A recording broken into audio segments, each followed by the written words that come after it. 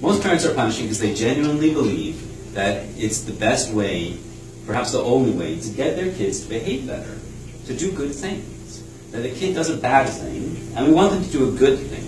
And if we give them a consequence, they'll do the better thing. They'll learn the lesson. It comes from love. It comes from really genuinely caring about your kids. I know that. Most parents aren't hating on their kids. They're trying to help. And they're trying to help in the only way they know how. But the problem is when someone does something good for fear of punishment, it's a selfish motivation. What I mean by selfish is they're thinking about what the effect on them is going to be if they do or don't do it. I'm going to speak politely, because if I don't, I'm going to experience pain of some sort. Not because it's going to make the other person feel better. It's because I'm going to experience pain.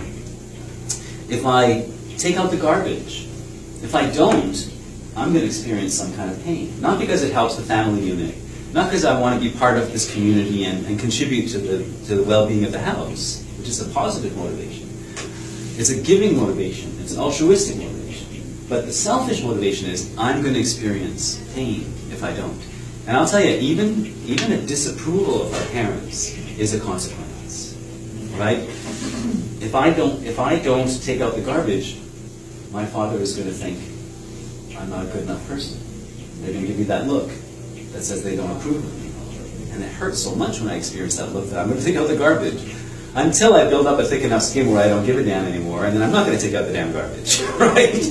Which happens all the time, like all the time. It's like you could just put a clock, like clockwork. That happens with kids.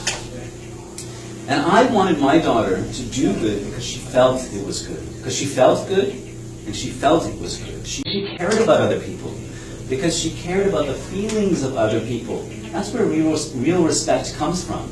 It comes from caring about other people, not being afraid of what happens if you don't.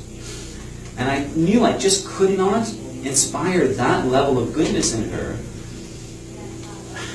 That's not even the right way to say it. I'm thinking of a 2-month-old, my daughter when she was 2. When she was 2, she already was good.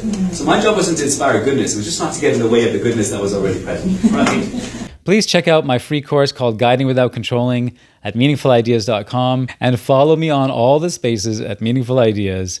And that's it, everybody. Peace out.